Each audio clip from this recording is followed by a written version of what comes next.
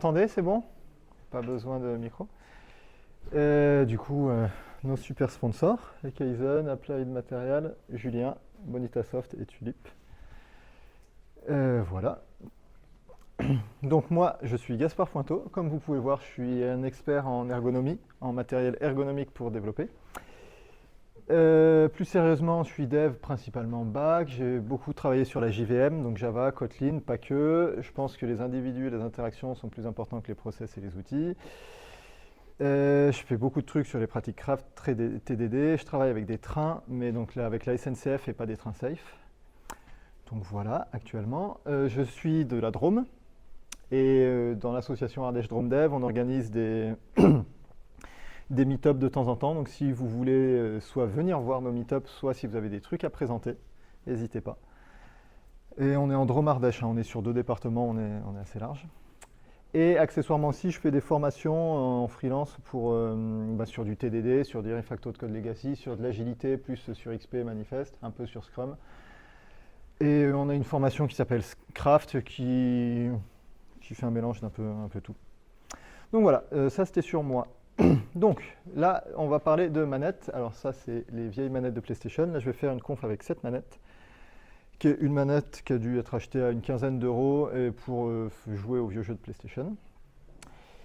Derrière, j'ai pas réfléchi très longtemps à comment est-ce qu'on pouvait manier la manette avec mon PC. Donc c'est une appli qui s'appelle Antimicro. Et voilà, qui permet de configurer comment ça marche. Et donc voilà. Là, c'est lancé et on voit que quand je clique sur des boutons, ben, ça appuie là-dessus. Donc j'ai mis une touche là-dessus, une touche là-dessus. C'est pas des raccourcis, pas des macros ou des trucs du style. Par contre, je vois pas grand-chose. Voilà. Donc voilà, le mapping pour le moment, il y a les flèches pour bouger. Ça, c'est le bouton super, là, Windows, et le bouton entrée. Et pour l'instant, on a besoin que de ça. Voilà. Du coup, l'exemple de code qu'on va prendre, c'est le Gilded Rose. Il y en a qui connaissent pas le Gilded Rose. Et il y en a qui connaissent le Gilded Rose, alors dans le sens. Ok. Donc c'est un kata qui existe dans plein de langages différents. Je crois que j'avais compté la dernière fois, il y avait 63 langages. Il avait été porté dans plus de 63 langages. C'est un hôtel des ventes. C'est la gestion d'un hôtel des ventes dans un truc genre WoW, un truc d'Heroic Fantasy. Il y a des objets. Les objets, selon le type d'objet, ils ont un prix qui est recalculé, enfin une qualité qui est calculée chaque jour. Et il y a des règles spécifiques selon le type de l'objet et ils ont une date de péremption. Donc plus on se rapproche de la date de péremption, plus il se passe des trucs dans un sens ou dans l'autre. Le code est pas long. Ça va être tout sur IntelliJ. J'ai pas des actions dans IntelliJ. Moi, je paye ma licence. Tout ce que je vous montre sur IntelliJ, j'imagine que ça marche sur Eclipse ou sur d'autres éditeurs. Et voilà. Et sinon, IntelliJ, d'ailleurs, si vous venez faire des confs à Ardèche Drôme Dev, je crois qu'on offre des licences. Donc, qu'est-ce qu'il y a dans le Gilded Rose? Là, ça va être en Java. C'est un projet Java assez simple. Il y a des tests, on en parlera après. Il y a une classe Gilded Rose, qui est la classe principale, dans laquelle il y a le code CRAD. Voilà, c'est pas hyper long, c'est 60 lignes, mais avec ceux qui ne connaissent pas, il y a quelques if imbriqués à des endroits. Voilà, principalement ça. Et il y a une classe item, qui est un Pojo, hein, qui pourrait être un record en Java moderne, où dedans, donc chaque objet, l'objet il a un nom, il a une qualité, et il a un sell-in. Donc là, combien de temps il reste avant la date, avant la vente. Et il y a juste un constructeur, un toString et rien de plus. Donc c'est assez simple. Dans le projet, on a aussi un main qui vous explique comment l'application elle marche. Donc la façon dont ça marche, c'est je crée plein d'objets. Je mets mes objets dans mon application et ensuite je fais tourner les jours. Et chaque jour, il se passe un truc et chaque jour, en fait, à chaque jour, je fais un update. Et à chaque update, il va se passer des trucs. Et il y a des fois le prix augmente, des fois le prix baisse, des fois voilà, il se passe des trucs. Voilà sur l'appli, en très résumé. Donc pour faire ça, j'ai eu besoin de quoi comme bouton? Bon, on verra, je vous filerai les diapos à la fin si vous voulez les raccourcis. On va peut-être parler plus de la partie refacto et moins de la partie raccourci clavier, mais on verra. Mais en gros, il y a des boutons pour switcher de trucs, il y a des boutons pour cacher les écrans, et voilà. Du coup, si on travaille sur du code legacy, souvent c'est du code qui n'est pas testé. Donc là, histoire de ne pas y passer des heures, il y a déjà des tests. Comment sont faits mes tests? C'est des tests, ils sont automatisés avec IntelliJ. Donc ils sont relancés à chaque fois. À chaque fois que je fais des modifs, ils vont être relancés. Il y a peut-être un délai d'1 ou 2 secondes avant qu'ils soient relancés. Mais normalement, vous allez voir par là, ici, une pop-up qui est soit verte, soit rouge. Alors ça ne se voit pas hyper bien, surtout là, l'éclairage, il est peut-être pas ouf. Mais voilà, on verra si ça marche ou pas. C'est des tests boîte noire, tests Golden Master, il y a plein de noms différents. L'idée, c'est mon appli, je ne sais pas trop ce qu'elle fait. Je sais qu'elle prend des entrées et je sais qu'elle fait une sortie. J'essaye de dire que si j'applique les mêmes entrées, j'aurai toujours les mêmes sorties. Donc l'idée, ça va être de trouver quelles sont les entrées et de trouver une sortie facile à comparer. Ouais, je vous fais la théorie, puis après on verra le code. Donc l'idée, la librairie Approval, s'il y en a qui connaissent. Pas des masses, ouais. On n'en parlera pas en détail, mais voilà. C'est une lib qui permet, quand vous avez des sorties, de facilement les mettre dans des fichiers texte pour comparer. Donc si vous avez des objets, ça vous sérialise l'objet automatiquement et ça vous le met dans des fichiers texte. Et c'est vachement plus facile de comparer 2 fichiers texte que de comparer champ à champ 2 objets. Et ça permet aussi de générer plein de combinaisons d'entrées. On dit la première entrée, ça peut être A, B, C. La deuxième entrée, c'est 1, 2, 3. Et ça va vous faire A1, A2, A3, B1, B2, B3. Et ça va vous générer tous les trucs. Du coup, concrètement, si on va dans le code, on voit dans les tests, il y a un Gilded Rose test ici. Ce qui fait, il y a plusieurs façons de faire. Il y a un truc ici, tout ça, ça reprend mon main. Ça reprend le main, mais au lieu de l'afficher dans un system out, ça l'affiche dans un objet string builder. Et à la fin, ça compare que le string builder, il est bon avec la référence. Et donc ma référence, elle est ici. Et voilà. Ça fait qu'en fait, ça m'a lancé l'application et à chaque tour, ça m'affiche les trucs. Donc ça, c'est une première solution, une solution qui marche très bien pour du code legacy. C'est si vous avez un main, si vous avez un truc qui utilise déjà votre appli, de copier le truc qui utilise votre appli. En plus, c'est des données relativement représentatives de ce qui se passe. Voilà. L'autre solution, ce que je disais, c'est Approvals avec des trucs brute force. J'ai plusieurs entrées. Donc j'ai par exemple ici comme entrée, j'ai le nom, qui est HBRI. J'ai le nom de mon élément, qui peut être un backstage, qui peut être autre chose. Donc j'ai plusieurs entrées. Et j'ai d'autres entrées qui sont un cell-in et une qualité, qui sont des int. Et donc je dis, je vais tester avec tous les int qui vont de moins 10 à plus 25, dans l'autre cas de moins 10 à plus 75, et avec toutes les entrées. Et ça me génère comme ça tous les tests. Et donc ce que ça fait, c'est ce qu'on voit ici par exemple, ça m'a généré HBRI avec 6 et 72, et ça me dit, la sortie, ça donne 5 et 72. Ensuite, HBRI, 7, 72, et ainsi de suite. Donc j'ai copié toutes les entrées et j'ai toutes les sorties. Et comme ça, voilà. Et ça m'a fait en quelques lignes de code, j'ai fait plusieurs dizaines de milliers de tests. C'est 3000 tests fois plusieurs fichiers. Donc là, on a des tests, on a du code. L'idée, c'est de voir est-ce que notre test teste bien le code. Il y en a qui font du TDD, j'imagine ici. En TDD, la première étape, c'est le rouge. Le rouge, c'est définir le besoin, mais c'est aussi est-ce que quand mon appli elle marche pas, le test me dit que le test ça marche pas. Est-ce que ça me dit bien que ça faille? Donc c'est tout bêtement, si j'ai un bug dans mon code, est-ce que c'est repéré? Donc là, ce qu'on peut faire, un truc assez facile, je pense, c'est mettons-nous ici. Voilà, là il y a un -1. Si je... Hop, autant pour moi. J'ai enlevé le -1 ici, j'ai supprimé le -1, et théoriquement, voilà, test fail, et il y a un test fail et 3 autres qui continuent de passer. Donc mes tests testent quelque chose. Donc ça, c'est la partie rouge du TDD ou c'est du mutation testing aussi. Donc mutation, c'est vérifier que les tests attrapent les bugs. Ça peut être fait comme j'ai fait là à la main. On supprime des trucs, on introduit des bugs et on voit est-ce que mon bug il est catché. Et ça peut être fait, il y a des outils de mutation qui automatiquement font des copies de votre code, rajoutent des bugs et voient si les bugs sont rattrapés ou pas. Donc c'est intéressant à mettre dans les CI. Voilà, et ouais, bon, il y a l'historique. L'idée, c'est j'ai fait une modif. La modif a fait péter le truc, je peux revenir en arrière. Là, on va travailler surtout avec du CTRL-Z. En vrai, quand vous faites du refacto, c'est hyper important de faire plein de commits réguliers. Et parce que si on a un truc qui ne marche plus, c'est hyper galère de se souvenir de pourquoi ça ne marche pas. Donc, c'est de revenir au dernier état stable. Si vous avez oublié de faire des commits ou que vous faites des commits de plus de 3 minutes, IntelliJ a un historique intégré en fait. Donc vous voyez l'historique de vos fichiers et vous voyez aussi quand vos tests passent pour la dernière fois dans l'historique. Donc même si vous ne committez pas, vous pouvez quand même revenir en arrière au dernier état stable.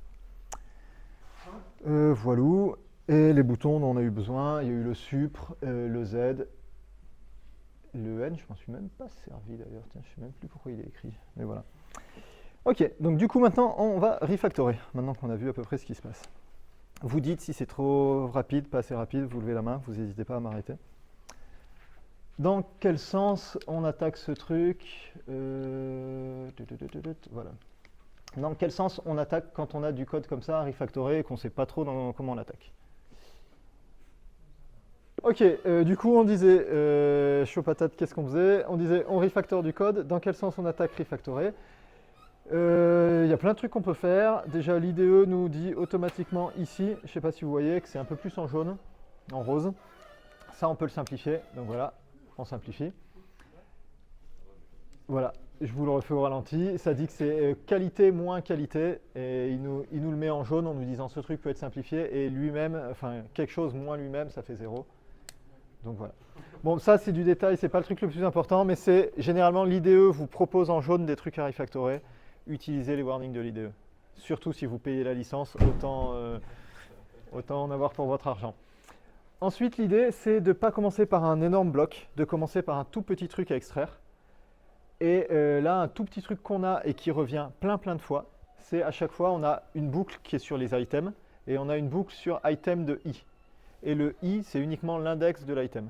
Donc en fait, on n'a pas forcément besoin de savoir à chaque fois dans quel champ on est. On aimerait juste avoir une variable à la place de cet item de i. Et c'est ce qui nous met aussi ici, le for, il est en jaune, un peu rouge, un peu rose, un peu dégueulasse. Du coup, pareil, là, c'est pas le bon, le alt, s'il est là, voilà, et il nous propose de le remplacer par une boucle for améliorée. Il peut proposer de nous le remplacer par plusieurs trucs. Et donc, on va faire alt entrée, et il nous le remplace automatiquement, il nous a remplacé il nous a créé une variable item au lieu de se trimballer le i à chaque fois. Voilà. Ensuite, l'autre truc pareil, c'est extraire tout ce qui est constante. Donc on va peut-être pas tout faire, surtout si on a moins de temps que prévu. Mais ça, HBRI, ça peut être extrait. Extrait, pareil, le raccourci, c'est alt entrée sur IntelliJ. Et voilà. Alt entrée, c'est vraiment le raccourci. Il y en a qui utilisent autre chose qu'IntelliJ? Ou autre chose que les trucs JetBrains, genre PHP Storm, PyCharm.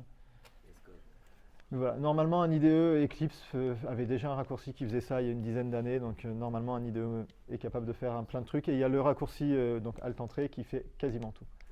Donc voilà, on extrait ça, voilà, et on l'extrait ici aussi. Voilà.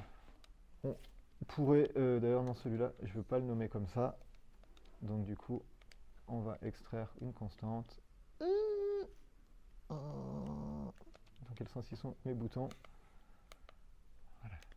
Comment est-ce qu'on renomme le truc? Donc voilà, j'extrais ma constante et je veux qu'il s'appelle comme ça, et ensuite on va le renommer en supprimant tout ce qui ne nous intéresse pas. Moi je veux qu'il s'appelle plutôt comme ça. Voilà, on pourrait extraire aussi les 50, on pourrait extraire les 0, on pourrait extraire d'autres trucs, mais voilà. Donc là déjà on a juste donné du nom à des trucs et extraire des petites variables. Ensuite, on peut extraire des petites méthodes. Pareil, les méthodes, on ne va pas commencer par extraire un gros bloc, on va extraire un petit bloc, et un petit bloc qui est dupliqué à plein d'endroits. Donc là, par exemple, celui qu'on voit qui est dupliqué à plein d'endroits de petits blocs, et qui est cohérent aussi, qui représente quelque chose de cohérent métier. Là, on a à plein d'endroits différents de ce truc-là. Quand la qualité arrive à 50, enfin, on augmente la qualité si elle est en dessous de 50. Donc on apprend plein de choses, c'est un seuil. On apprend que ça augmente de 1, et on apprend que c'est jusqu'à 50. Donc ce truc, on peut l'extraire. Pareil, le raccourci pour extraire, c'est alt entrée. On extrait dans une méthode, il nous l'extrait là, et automatiquement, il l'extrait à chaque fois. Voilà. Le truc qu'on voit aussi là-dessus, c'est une méthode qui est statique. C'est une méthode qui est statique et qui travaille que sur le paramètre qu'on lui passe. Et du coup, ce qui serait peut-être pas mal, ça serait de faire à l'inverse. Ça serait de faire, au lieu de faire extracted de item, ça serait de faire item de extracted. Donc c'est ce qu'on va faire, on va la déplacer au bon endroit. Donc là, c'est plus alt entrée, il y a un autre raccourci. c'est F6, et voilà, il nous propose automatiquement de la déplacer dans la classe item. Il a compris automatiquement, et donc automatiquement, il nous l'a remplacé item extracted ici. Et une fois qu'on a fait ça, eh ben, on a déplacé le truc dans la classe item qui nous intéresse. Et là, celle-là, qu'est-ce qu'il faudrait faire arriver là? C'est faire des tests unitaires. Parce que là, on a compris plusieurs choses. On a compris qu'il y avait une saturation à 50, c'est une connaissance métier qu'on a. Et donc, il faut faire un test unitaire pour ça. Et il y a aussi un truc à +1. Donc là, c'est là qu'on voit les limites de la manette. C'est pour renommer, parce que ma variable, en fait, je voudrais lui donner un nom un peu plus parlant. Donc j'avais un peu cheaté et préparé des trucs. Pour renommer, effectivement, pour nommer des choses, c'est galère avec une manette. On en reparlera. Et voilà. Et donc là, l'idée, ça serait de faire des tests. Et pareil, faire des tests unitaires. Le raccourci clavier pour faire des tests, c'est Alt-Entrée. Voilà, il propose de créer une sous-classe, créer des tests. Et ben on va lui dire créer des tests. Et là, ici, il faudrait créer des tests. Et là, c'est là qu'est la limite de la manette, parce que là, on commence à faire des trucs qui sont intéressants en refactoring, qu'on ne peut pas faire avec une manette, qui est, j'ai compris des choses, j'ai de la connaissance fonctionnelle, et la connaissance fonctionnelle, ça nécessite de l'expliciter en mettant du texte, en mettant vraiment. La qualité peut augmenter jusqu'à 50, le 50 est un max de qualité, la qualité augmente pas de 1 par 1, et ainsi de suite. Donc c'est là où il faudrait réfléchir et faire nos tests unitaires qui disent, on n'a pas compris tout ce que fait l'appli, mais on a compris ce petit truc, ça sature à 50 et ça augmente de 1 par 1. Voilà. Après, on peut continuer, on peut extraire d'autres trucs. Là, par exemple, on a un petit truc ici. C'est si la qualité est plus petite que 0 et si c'est différent de sulfuras, on baisse la qualité. Et ça ressemble beaucoup à ce qui est là. Si c'est différent de sulfuras et que la qualité est plus grand que 0, on baisse la qualité. L'idée, ça serait d'extraire une méthode qui ait l'air logique. Là, dans l'ensemble, on fait un test sur le nom, un test sur le nom, un test sur le nom, et ensuite test sur la qualité, action sur la qualité. Le truc est cohérent. On fait d'abord le nom, ensuite la qualité. Là-haut, c'est l'inverse. On fait le nom, la qualité, le nom, la qualité. Donc c'est celui-là qu'on va essayer de bidouiller un peu pour qu'il ressemble à l'autre. Donc la solution, c'est de dire, on a les deux ifs. Les deux ifs, on va les inverser, les merger. Alors, ce qu'on peut faire, c'est là, il nous propose de les merger, avec Alt-Entrée toujours. Si je ne précise pas, c'est Alt-Entrée. Et ensuite, l'IDE nous propose d'inverser le et. Il y en a qui étaient ce matin à la conf sur le refactoring de Manon et Gaël. Et il disait qu'effectivement, quand on utilise l'IDE, normalement, on a confiance. Il ne fait pas de la merde. Si c'est des trucs de l'IDE, ça marche comme prévu. Et là, c'est assez petit, donc je ne sais pas si vous arrivez à lire, il y a écrit Change Semantics. Ça veut dire qu'en inversant le et, potentiellement, il y a des effets de bord et potentiellement, ça change ce qui se passe. Dans ce cas présent, non. Mais dans d'autres cas, par exemple, dans un if, on va tester est-ce que l'objet est nul et ensuite, s'il n'est pas nul, est-ce qu'il a telle valeur. Donc si on inverse, on peut avoir des nuls pointeurs ou alors la première action, si ce n'est pas juste un test, mais c'est un test qui peut avoir des effets de bord qui modifie le deuxième truc, ainsi de suite. Mais bon, on a des tests en face qui nous disent que ça marche. Et du coup, après, on peut resplitter ça en deux trucs. Si les tests nous disent toujours que ça marche. Et voilà. Et donc maintenant, cette chose-là, on peut l'extraire. Ça va être exactement comme tout à l'heure. Je l'extrais dans une méthode. Voilà. Je l'extrais ici aussi. Et ensuite, ma méthode, je la déplace là où ça m'intéresse. Et de l'autre côté, dans la classe item, pas dans item test, dans item, ici, je la renomme toujours en récupérant mon petit truc ici. Hop. Et voilà. Et je vérifie quand même que mes tests, ils plantent bien quand ils plantent. Je n'ai pas trop confiance dans mes tests, moi jamais. Donc là, est-ce que quand on introduit une erreur, il y a une erreur? Il y a une erreur, ok. Ok. Donc voilà, qu'est-ce qu'on peut faire d'autre là-dessus? On pourrait extraire ça dans une méthode aussi, peut-être, peut-être pas. On pourrait extraire d'autres trucs. Pour l'instant, on va en rester là. Donc, ce qu'on a utilisé comme bouton, après on pourrait en parler de plein d'autres, mais il y a toujours les trucs pour naviguer.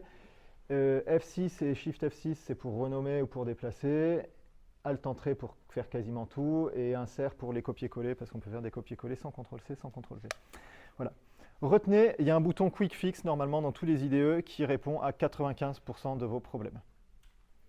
Il Il y a juste un truc, selon là où vous êtes, des fois le quick fix, si vous êtes un tout petit peu plus à droite ou vraiment 2 caractères à droite ou à gauche, il ne marche pas de la même manière.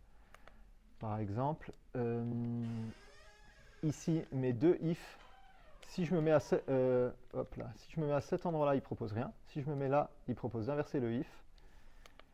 Et si je me mets ici, non, il n'y a pas un endroit où il propose de les merger, peut-être pas. Mais voilà, il ne propose pas la même chose si je suis. Des fois, il propose de supprimer. Voilà, là, il me propose de supprimer les parenthèses parce que je suis pile là. Et je déplace mon curseur d'un cran. Hop là. Et là, il me propose d'inverser le if ou de proposer d'autres choses. Donc vraiment, c'est juste le truc qu'il faut manier dans votre IDE. Selon là où vous êtes, il ne se passe pas forcément toujours exactement la même chose. Est-ce que je suis sur le bon? Hop. J'arrive pas trop à voir. Voilà. Il y a plein de raccourcis, on ne va pas les voir. Dans l'idée, la stratégie pour refactorer, on utilise les warnings de l'IDE. Ça règle déjà plein de problèmes faciles. On extrait des tout petits morceaux, on part d'un tout petit truc imbriqué et on remonte. On ne part pas d'extraire 20 lignes d'un coup, mais on parle d'une ligne. Donc une variable, une constante. Une petite méthode de 3 lignes, mais pas beaucoup plus. Quand il y a des duplications des méthodes, c'est faire apparaître la duplication. Donc il y avait 2 trucs qui se ressemblaient beaucoup, on les bidouille pour qu'ils se ressemblent vraiment et qu'ils soient identiques, qu'on puisse les extraire. Il faut que la duplication, que ça soit cohérent d'un point de vue métier. Le but, c'est pas de supprimer 2 boucles for parce qu'elles se ressemblent, parce que c'est des boucles for qui font un filtre, mais c'est de supprimer 2 boucles for parce que les 2 boucles for font exactement le même filtre qui a la même chose d'un point de vue métier. Et une fois qu'on a extrait une méthode, c'est de se dire qui est responsable de cette action. En fait, on fait une méthode, mais qui fait cette action? Et là, augmenter ou baisser la qualité, est-ce que c'est au guild address de le faire ou est-ce que c'est à l'objet de le faire?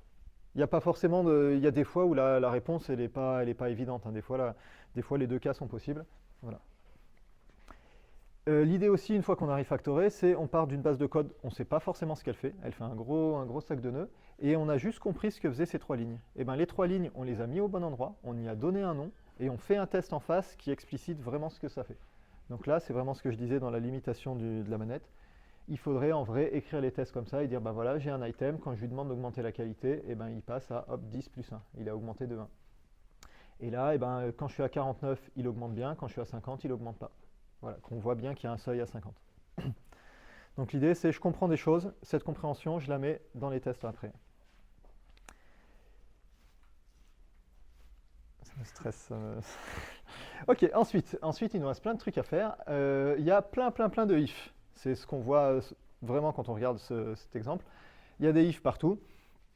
L'idée des if, ça va être de les mettre peut-être à plat. Là, on se doute que ça fait des actions sur des types d'objets différents. Donc, assez rapidement, au lieu d'avoir des if, surtout, c'est des if avec des négations. Si on n'est pas tel objet, on fait tel truc. Ça serait beaucoup plus simple d'avoir des affirmations. Si j'ai tel objet, je fais une action. Si j'ai tel objet, je fais une action, et ainsi de suite. Donc, comment on va bidouiller ça? On va essayer de les inverser. Ce qui est intéressant aussi, c'est là, par exemple, j'ai celui-là de if, j'ai un gros if, et en face, il y a un else. Celui-là de if, en fait, il a un else en face. C'est juste que le else, comme il est vide, il est invisible. Donc nous, on va le faire apparaître. Donc comment on va le faire apparaître? Avec du vieux copier-coller dégueulasse. Hop, et cette ligne-là, on la supprime, voilà. Là, je fais vraiment apparaître qu'il y a un else, il ne fait rien du tout. Mais à partir de là, j'ai des cas où ils font chacun un truc. Et maintenant, on va pouvoir inverser plein de trucs. Ce if et ce else, on l'inverse automatiquement. Ce if et là, c'est plus simple à lire. Si l'item, c'est sulfuras, il ne fait rien. Sinon, il baisse la qualité. Là, pareil, on inverse celui-là. Et là, on voit, si c'est le cas du pass de concert, il met à 0. Sinon, si c'est sulfuras, il ne fait rien. Sinon, et ainsi de suite. Là, d'ailleurs, le else et le if, il nous le met en jaune. Je ne sais pas si c'est un peu visible de loin.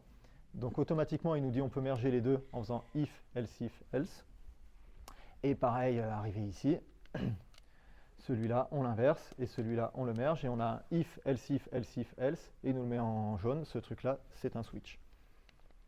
Ou autre chose, hein, selon le type de langage que vous êtes. Mais voilà. Et là, on a vraiment un truc plus simple à lire. Dans le cas du fromage, il augmente la qualité. Dans le cas du pass de concert, il met la qualité à 0.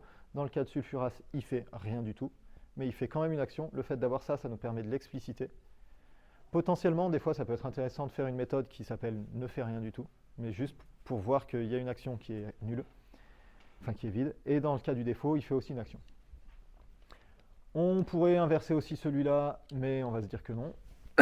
Et on va faire pareil ici. C'est la même chose qu'en bas.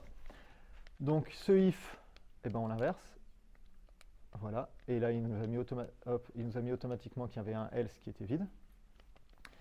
Ce truc-là, on a un et avec 2 négations. Alors, je ne sais pas si vous êtes calé en algèbre de boules et trucs du style. Moi, personnellement, j'y comprends rien dès qu'il y a des if, des négations, des supérieurs et ainsi de suite. Généralement, je fais au pif jusqu'à ce que ça marche.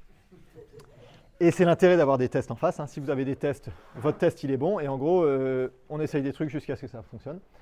Et donc là, voilà, si c'est différent de bris et différent de passe, donc qu'est-ce que ça veut dire ça? C'est assez galère à comprendre. L'idée, ça serait d'avoir vraiment des affirmations plutôt que des négations. Et ben, c'est de voir ce qu'il nous propose. On fait alt-entrée jusqu'à ce qu'il y ait un truc qui ait l'air bien. Et là, il nous propose plein de petites choses. Le couper en 2. D'abord celui-là, puis celui-là. Ça n'a aucun intérêt. Remplacer le et par un ou, c'est pas mal, mais on garde quand même une négation au début. Voilà. Et du coup, inverser le if, c'est ce qui est mieux. Si on est dans le cas du fromage ou qu'on est dans le cas du pass, il fait ça. Sinon, et voilà, là on a déjà le début de notre switch qui apparaît. Ensuite, ce truc-là, qui représente ces 2 cas différents, potentiellement, c'est peut-être une optimisation prématurée.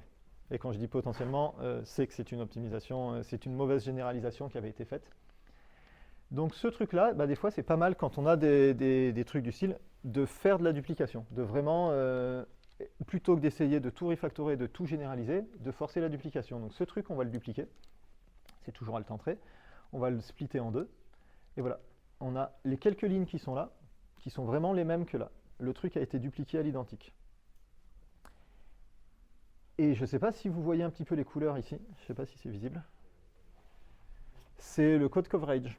Le code coverage, ça vous donne un pourcentage qui est utilisé dans des métriques qui ne servent à rien, parce qu'on peut toujours tricher sur les métriques du code coverage. Par contre, c'est assez intéressant en refactoring pour se dire que soit ce bout de code il n'est jamais testé, soit ce bout de code il n'est jamais atteint, c'est du code mort, du code qui ne sert à rien. Et là, très clairement, on voit que dans cet endroit-là, on n'y passe jamais parce qu'on est dans le cas du fromage, si on est dans le cas du pass de concert. Et en fait, si on est dans le cas du fromage, on ne peut pas être dans le cas du pass de concert. Donc le code coverage nous dit qu'on peut supprimer, hop, à partir de là, tout ça. Et à l'inverse, ici, le code coverage, il nous le met en jaune. C'est quand on fait de la couverture par branche et pas de la couverture par ligne. C'est-à-dire qu'il nous dit que c'est ce que je disais sur le else qui n'existe pas. Là, on a un if, mais en fait, on n'a pas de else, et le else, c'est rien. Et en fait, il rentre que dans le vrai et jamais dans le faux. Donc pareil, comme il rentre que dans le vrai, eh ben, on peut supprimer le if, et voilà. Donc là, on a un truc normalement un poil plus propre. Les tests, ils passent toujours, j'ai pas revu passer. Si, c'est bon. Voilà, et du coup, on peut faire comme tout à l'heure, et du coup, on peut transformer notre if, else if en switch. Et donc là, à la fin, on a une première action, où il fait selon le type d'objet, une action au milieu, il augmente la date de péremption, et une deuxième action à la fin. On pourrait continuer, mais voilà. Voilà là-dessus. Qu'est-ce que je voulais faire? Si, ouais, je pense que si, il y a un dernier truc que je vais vouloir faire. Maintenant, on va extraire tout ça dans une méthode.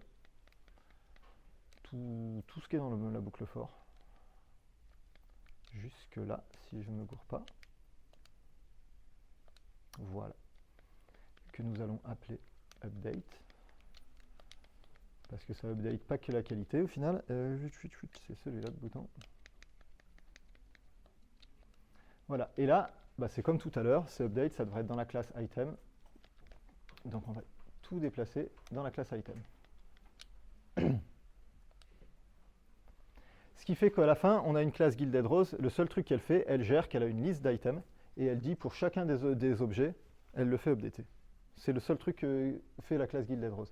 Ce qui fait que d'ailleurs, hop, ces 3 trucs-là pourraient dégager en face. Voilà, donc la classe Gilded Rose, elle fait vraiment plus que ça. Et la classe item, par contre, maintenant, la classe item, ce qu'elle fait, elle fait 2 petites méthodes qui sont génériques pour tout le monde. Et ensuite, elle fait une méthode avec des switches sur les types. Switch sur un type, pareil, on en parlait un peu ce matin, c'est clairement du polymorphisme, mais on va peut-être y revenir juste après. Donc du coup, sur le flow of control, je ne sais plus comment on traduit ça, l'ordre du contrôle en français peut-être, c'est rendre l'ordre cohérent. Donc c'est ce qu'on a fait un peu au début, c'est dire on met tous les tests sur la qualité d'un côté, tous les tests sur le nom d'un autre côté, c'est dans quel ordre on fait les actions qui est une certaine logique. C'est pas avoir peur de dupliquer pour faire apparaître, pour supprimer les mauvaises généralisations. Il y a des trucs, on les a mis ensemble dans une même méthode, mais ça représente deux concepts différents. Ben, vaut mieux les dupliquer à deux endroits différents et ensuite on nettoie. Et faire apparaître le if, donc là c'était l'exemple de faire apparaître le vide, c'est je fais apparaître qu'il y a un else ne fait rien du tout, mais potentiellement c'est des fois vous avez des trucs où vous avez un plus 0. Et ben, le fait d'afficher le plus 0, vous voyez bien que dans le premier cas on fait un plus 5 et dans le deuxième cas on fait un plus 0, ça veut dire que dans les deux cas on fait un plus quelque chose, c'est juste la valeur du quelque chose qui change. Donc voilà, il y a plein de cas où on peut faire apparaître qu'il y a du vide. Ça on s'en est pas servi. Donc polymorphisme. Polymorphisme, c'est remplacer les tests sur un type par de l'héritage. En gros, on a des switches sur le type de l'objet. Ce qui serait pas mal, ça serait d'avoir une classe objet qui ait plusieurs implémentations spécifiques. Du coup, comment on va faire ce truc? On va modifier, à la fin, il va nous rester un switch. Il va nous rester un seul switch à un endroit, c'est une factory. Il va nous rester une factory qui va nous créer l'objet selon le nom de l'objet, selon son type, ça va nous créer tel ou tel objet. On va changer un tout petit peu ce qui appelle de l'extérieur. Donc là, ce qui appelle de l'extérieur, dans le cas présent, c'est nos tests. Et donc dans notre test, on va modifier la façon dont on crée les objets. Au lieu de dire que ça crée un objet qui s'appelle item, on va créer un objet qui va être typé. Et c'est ce que j'avais prévu tout en bas ici. Voilà. Au lieu de faire un return new item, on va faire, si c'est sulfuras, retourne un new sulfuras. Si c'est edgebris, retourne un new bris. Donc on va commencer par l'exemple facile. Retourne new sulfuras. Forcément, ça ne compile pas, l'objet n'existe pas. Donc, alt entrée pour le créer. On crée une classe. On crée la classe dans les sources. Voilà. Le fait de l'avoir fait en disant vraiment les paramètres s'appellent Céline et qualité, et c'est un truc qui nous retourne un. Voilà, automatiquement, l'IDE nous fait tout ça. Voilà. Et du coup, comment on va faire notre compte?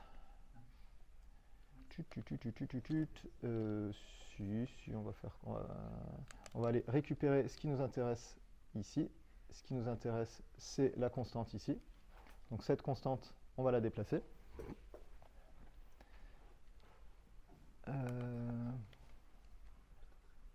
Voilà.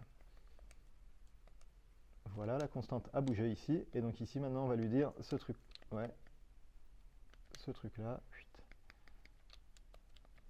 Alors là, c'est là aussi qu'on voit que la manette, c'est un peu limité pour 2-3 trucs. Ça fait faire des copier-coller un peu crado. Mais normalement, on s'en sort.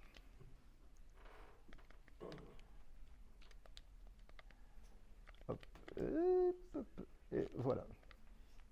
Donc normalement, ça devrait compiler, ça devrait marcher. Et le seul truc que ça fait, c'est rien du tout. Ça appelle ça utilise sulfuras au lieu d'utiliser notre objet. Au lieu d'utiliser notre objet item, ça utilise l'objet sulfuras.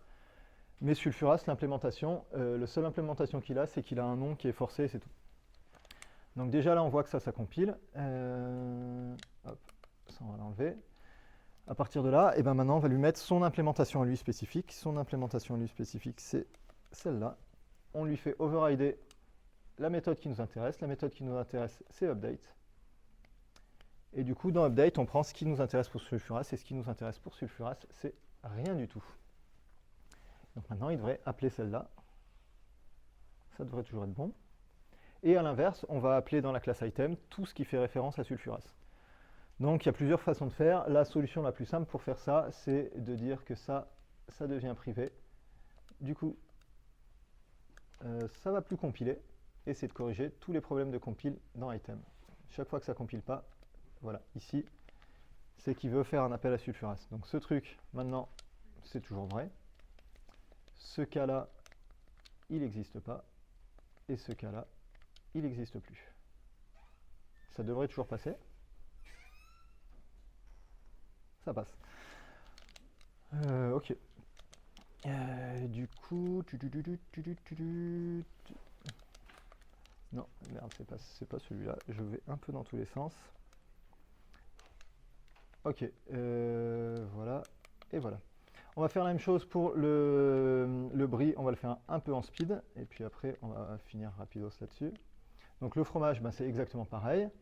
On le crée, il n'existe pas, du coup on va le créer, il va falloir qu'il compile, on crée la classe à l'endroit qui nous intéresse. Dans la classe brie, hop, comment ça marche dedans? C'est qu'elle a tout ça. Voilà, ça vire, ça on prend, qu'on met ici, et on va lui mettre, qui nous intéresse, le bon nom. Vous dites si ça va un peu vite, mais ça ne changera pas. Mais vous pouvez quand même. Et voilà. Le brie, il est dedans. Le seul truc qui fait mon brie, c'est rien du tout. C'est juste que j'ai créé un objet. Mon objet, il est typé. Et une fois que mon objet est typé, ça compile et ça marche. Ça appelle celui-là et il ne fait rien du tout. Ça permet de faire une petite étape qui est je crée mon objet et petit à petit, là on est sur un exemple très simple où il n'y a qu'une seule méthode. Dans la vraie vie, sur des vrais projets, vous êtes sur des objets qui ont plein de méthodes différentes. Et si vous essayez de tout faire d'un coup, c'est trop compliqué. Donc on crée un objet, et quand on crée l'objet, on voit déjà si ça compile. Et une fois que ça compile et que le truc est typé, petit à petit, on rajoute les méthodes une par une. Donc là, on va rajouter la méthode qui nous intéresse, qui est hop, la méthode update. Là, la méthode update, on va récupérer son contenu. CTRL SHIFT N, ça peut être ça? Non, c'est pas celui-là. Voilà. J'ai inliné, donc j'ai récupéré tout le contenu. Et là-dedans, je vais récupérer que les trucs qui sont en lien avec le brie. Tout le reste, ça dégage.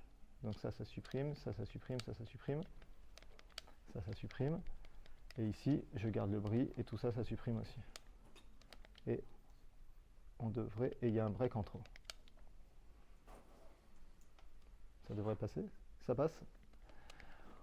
On peut reformater parce que c'est un peu crado. Le raccourci pour reformater, c'est Alt-Entrée, comme tous les autres. Et voilà. Et pareil que tout à l'heure, vu qu'on a créé le brie, et ben maintenant on peut le supprimer de la classe générique. Et donc c'est comme ça. On dit que c'est privé. Ça va plus compiler. On va aller dans la classe item, et dans la classe item, on va supprimer tous les liens avec le brie, ici. Et petit à petit, on supprime des trucs d'ici, et on crée notre classe en face. Normalement, vous avez le principe. Hop, voilà. On ne va pas faire le pass parce que voilà. Le pass, du coup, voilà, ça, il est déjà fait normalement. Il faut juste que je le décommente et il est ici. Hop. Alors des fois l'IDE il saute un peu. Voilà, il est là. Et il fait la même chose, il fait que son truc à lui qui lui intéresse. Ce qui fait qu'une fois que j'ai mon pass qui est là, je peux retourner dans ma classe item et supprimer tous les trucs en lien avec le pass. Et une fois que j'ai fait ça, et ben il me dit le switch, il n'a plus lieu d'être, donc on peut le supprimer. Et pareil pour celui-là, je peux supprimer tout ce qui est en lien avec le pass. Et comme ça n'a plus lieu d'être, je peux le supprimer. Et ici, ce truc-là n'est jamais utilisé nulle part, je peux le supprimer. Ce qui fait que, à la fin, on a une classe Gilded Rose qui a pas grand chose. La seule truc qu'elle fait, c'est elle dit d'updater chacun des objets. Une classe item qui a plusieurs objets avec plusieurs petites méthodes génériques et une méthode de base pour le fonctionnement par défaut. Et ensuite, plusieurs implémentations différentes d'objets qui ont chacun leur fonctionnement. L'idée aussi, c'est à chaque fois qu'on extrait un objet, on crée un test en face qui explicite comment fonctionne cet objet. Chacun, ils ont des règles à part, on les comprend petit à petit et on les met dans l'objet en face. Du coup, et après on ajoutera une nouvelle fonctionnalité et puis après on est bon. Donc l'idée pour faire du polymorphisme, c'est vraiment des baby steps, des toutes petites étapes. On ne crée pas 5 objets d'un coup, on les crée un par un. Et même quand on crée l'objet, on fait vraiment l'objet, on voit est-ce que ça compile. Une fois que ça compile, on rajoute les méthodes une par une, petit à petit. Et ça, c'est pour, là j'ai mis du polymorphisme, mais c'est pareil, hein, quand vous voulez créer un nouveau concept, qui est un nouvel objet, c'est un string que vous voulez encapsuler dans un truc et y mettre des tests, des règles métiers spécifiques. Commencez juste par encapsuler le string dans un objet, voir si ça compile et si ça marche, et ensuite, petit à petit, on va rajouter des méthodes une par une. Mais y aller vraiment petit bout par petit bout. L'astuce des baby steps, c'est de mettre un chronomètre. Il y a des gens un peu brutaux qui mettent un chronomètre avec qui font un revert du commit si au bout de 5 minutes. Ça peut être brutal. Sans se forcer à se mettre un revert, c'est juste de se mettre un chrono et de se rendre compte que ce truc avait l'air trivial, ce truc avait l'air évident, et en fait, ça fait un quart d'heure que je suis dessus. C'est peut-être une trop grosse étape, et commencer par un truc plus petit. Donc voilà, commencer par un truc vide. Voilà, quand on crée des objets, l'idée de créer des objets, c'est pas juste parce qu'on fait de la programmation orientée objet et parce que c'est drôle. C'est une fois qu'on a des objets, on fait des tests unitaires en face. Parce qu'au lieu de tester un énorme paquet de nœuds, on teste un petit truc et on peut vraiment dire sulfuras, quoi qu'il arrive, il fait rien. Le fromage, son prix augmente plus il vieillit. Et quand un fromage est très vieux, son prix augmente 2 fois plus parce qu'il est encore meilleur. Donc voilà, c'est les règles métiers qu'on a compris, et ben on les explicite. Et donc du coup, je vous fais en 3 minutes chrono l'ajout d'une nouvelle fonctionnalité. Alors, pas de... Hop, hop, je sais pas fait les bons boutons, c'est celui-là. Voilà. Du coup, on refactor pas parce que c'est drôle, même si en vrai c'est drôle.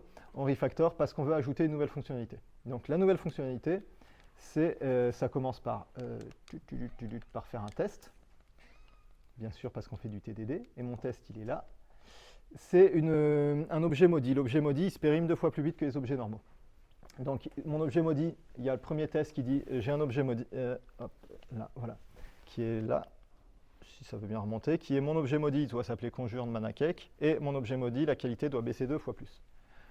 Donc là, en faisant du TDD, c'est là aussi où la manette est limitée. Là, on écrit vraiment les specs, qu'est-ce qu'on veut faire. Et on fait bien attention quand on dit que mon objet conjuré, il est de type item. Ce qui fait qu'automatiquement, l'IDE, quand je vais générer, il va automatiquement comprendre que conjuré étant de item. Pareil, j'aurais pu lui mettre 5 et 10 ici. Le fait de les avoir mis dans 2 int qui sont nommés, c'est automatiquement l'IDE, il va me nommer comment ça s'appelle ces 2 paramètres, et ainsi de suite. Donc c'est vraiment pour ça qu'on est relou quand on parle de TDD, à dire le test c'est hyper important, on réfléchit à ce qu'on met dans le test, même si le test il fait rien, parce que là le test il teste quand même pas grand chose. Mais juste le fait de faire ça, ça oblige à réfléchir à vraiment tout le contrat. Comment s'appellent mes paramètres, comment s'appellent mes champs, de quel type c'est. Donc on va créer ça, histoire d'éviter les allers-retours. On va d'abord copier-coller ça. Non, d'ailleurs je ne voulais pas copier-coller ça, bon on va voir. Je crée ma classe. Ma classe, je la crée ici, voilà. Hop, ça c'est un in, c'est un céline, c'est une qualité. On va pouvoir le faire différemment. On va le faire comme ça, et là on va lui dire, c'est celui-là de bouton, génère-moi un constructeur. Voilà, il nous manque un name. Et l'idée c'est d'avoir aussi un test qui fail. Donc je veux que mon test il fail, pour être bien sûr que ça compile, mais ça fail. Donc si je lui mets par défaut un truc qui s'appelle Toto, normalement il devrait y avoir 2 tests qui fail, si j'ai pas fait de la merde. Il y en a 2 qui fail. Ok, et donc maintenant qu'on a vu qu'il y avait des no tests qui fail, eh ben on va les faire passer.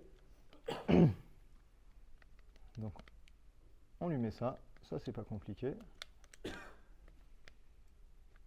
Hop, ça devrait passer. Il devrait y avoir plus qu'un seul test en erreur. Attention, magie. Un seul test en erreur. Ce truc-là, on n'oublie pas de refactorer avant. Donc ce truc-là, on peut le mettre dans une constante. Hop, et puis on va même le renommer pour être cohérent avec le nom du truc. Donc voilà, c'est si on a envie. Et ensuite, donc, ce qu'on veut, c'est qu'il périme 2 fois plus, pas il périme, on veut qu'il s'abîme 2 fois plus vite que les autres. Il y a plein de façons de faire. Une solution qui marche très bien, c'est de dire j'override une méthode, et la méthode que j'override, c'est la méthode qui fait baisse la qualité, et je lui dis il faut que la qualité elle baisse 2 fois plus vite que les autres. Donc là, on va y aller bête et méchant. Baisser 2 fois plus vite que les autres, c'est appeler 2 fois la méthode. Et théoriquement, ça devrait marcher. Et ce qui fait que là, on aurait pu faire d'autres façons. On aurait pu faire, au lieu que ça baisse de 1, ça baisse de 2, ou il y avait plein d'autres façons de faire, mais voilà, là c'est fait assez vite fait. Voilà. Et donc du coup, ça on a vu, ça on a vu, ça on a vu. Ajout de nouvelles fonctionnalités. On fait du TDD pour décrire le besoin, donc on définit vraiment qu'est-ce qu'on va faire. On décrit précisément, on fait gaffe au nommage. Est-ce que mon objet, de quel type il est, de quel sous-type il est, comment s'appellent les paramètres, de quel type sont les paramètres, et ainsi de suite. Là, le fait pareil d'avoir nommé mes 2 paramètres, il savait que c'était des int. Et donc si j'avais voulu que ce soit des integers en objet, ou que ce soit des longs ou autres, et ben, le fait de le typer, c'est pas mal aussi. Et ensuite, une fois que c'est fait, on génère automatiquement, c'est toujours Alt-Entrée qui fait tout. Et ajouter une fonctionnalité, ça prend 3 minutes. Voilà, donc en résumant tout ce que je vous ai raconté, il faut commencer à avoir des tests de non-régression qui sont fiables. des tests qui sont soit automatisés, soit que vous relancez très rapidement et très facilement. Là, ils se lancent tout seuls. En vrai, il y a des raccourcis aussi, voilà. Mais il faut les lancer tout le temps, tout le temps, tout le temps. On fait des baby steps. On fait des toutes petites étapes, mais plein, régulièrement et dans le bon ordre. On n'essaie pas de faire un énorme refacto d'un coup. On part d'un petit truc qu'on extrait. Là, on l'a vu que sur une classe de code. Mais si on est sur un projet complet, c'est pareil. Essayer de faire un big bang d'un projet, ça ne va pas marcher. C'est plutôt se dire, on va nettoyer ce petit bout du projet, puis ce petit bout, puis petit à petit. Et avant d'essayer de généraliser des trucs ou de créer des abstractions, on fait vraiment apparaître qu'il y a une duplication et faire vraiment apparaître que ça et ça, c'est la même chose. Voilà. Il n'y a pas besoin de plus de boutons que ça pour tout ce que je vous ai montré. Voilà. La limitation de la manette, c'est que ça nous empêche de faire notre vrai boulot, qui est en vrai, j'ai dit à plusieurs moments, c'est on comprend ce que fait le métier, on comprend ce que fait l'application et on le nomme. Et donc la manette, ça ne permet pas de donner des noms de variables explicites, d'écrire des tests, d'écrire vraiment des specs, enfin des specs automatisés, quoi. Donc vraiment, c'est ça. Connaître les raccourcis clavier et surtout avoir la méthode, ça permet de refactorer, de faire des trucs simples et ça laisse du temps de cerveau pour faire les trucs importants, qui est réfléchir à que fait notre appli, qu'est-ce que sont les trucs dedans. Il y a un autre raccourci Shift-Shift qui permet, dès que vous cherchez un truc, si ça ne marche pas avec Alt-Entrée, vous faites Shift-Shift et vous tapez vaguement le nom du truc que vous pensez que c'est. Ça permet aussi de chercher des fichiers, chercher des variables. Vous savez qu'il y a un truc pour configurer les plugins, mais vous ne savez plus comment c'est, vous faites Shift-Shift et vous tapez plugin, et ça vous permet d'ouvrir la page de config des plugins. Voilà. Et des ressources après, il y a plein de katas, là c'est un kata des Milibase.